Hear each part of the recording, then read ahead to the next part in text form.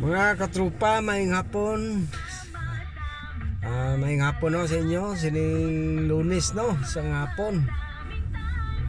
Mga katrupa, medyo pulupaway ito subong kay alas 3 na. Dugay-dugay masugat na makita sa aton sugi ng estudyante no. Tapos tayo na alas sugat. Mga grahe na lang tadayon.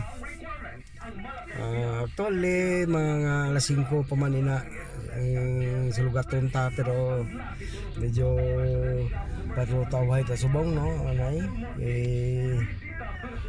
medyo traffic na. Ari kita diri subong no sa may Go Hotel mga tropa.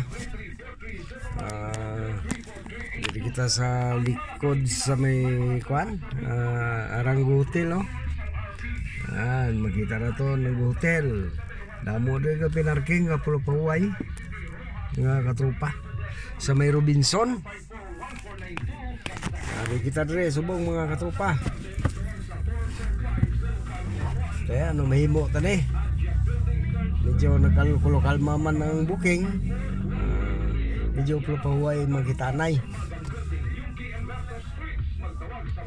Istoryahan ta kamo mga katropa no sa akon nabatian nga istorya no. Parte sa duha ka miguhay bilang mga driver no, kinitay sila siling sa isa ka kuan mga Tagalog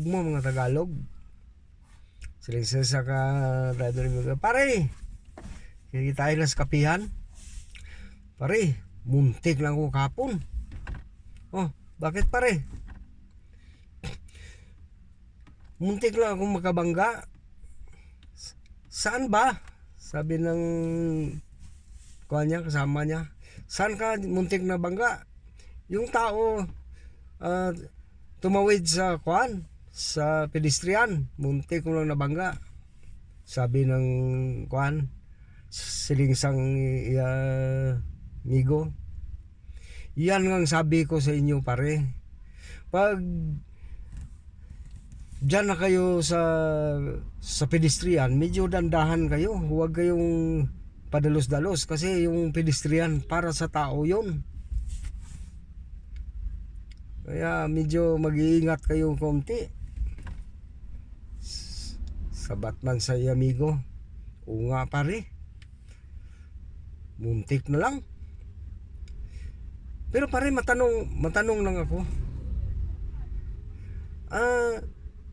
Yung kalsada ba, para saan yung kalsada? Sabat pa amigo ya. O simple pare. Yung kalsada para sa sasakyan. Sabat naman amigo ya. O pare, yung kalsada para nga sa sasakyan. Pero ba't diyan nila linagay yung pedestrian?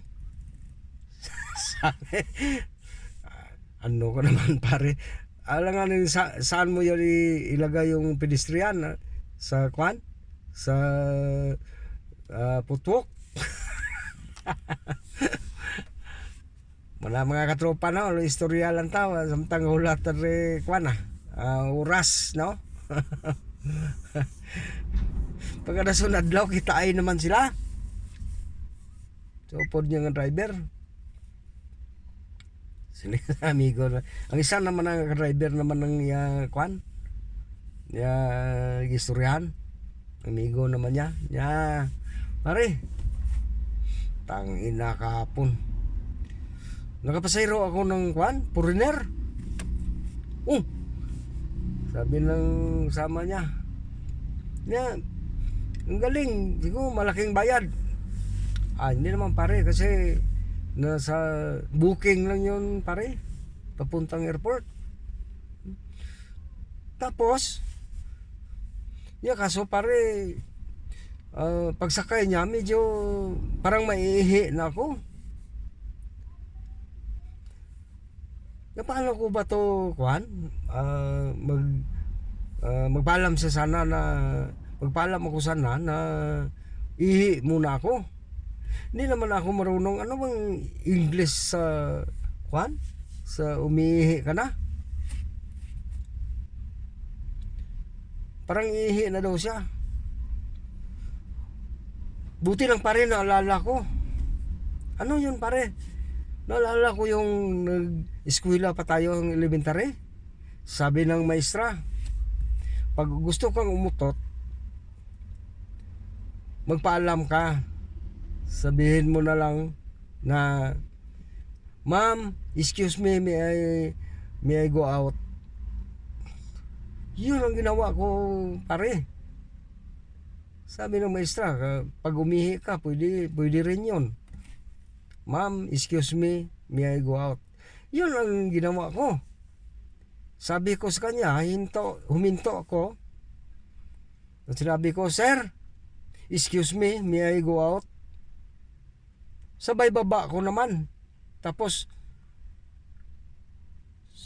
umihi ako sa gilid ng sasakyan. Bumukas din yung kwan, yung pertahan ng sasakyan ko. Bumaba din yung kwan, yung foreigner.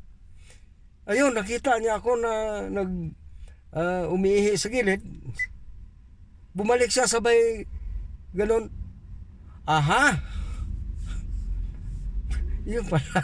Di niya naintindihan yung may go out ko. Akala niya siguro iwanan ko na siya. Kaya bumaba din siya. Na yun para malala ko ngayon ay natatawa ako. Ayun lang mga katropa. Mula na nga aton kuhan sining hapon. Icebreaker. Bye bye mga katropa and God bless.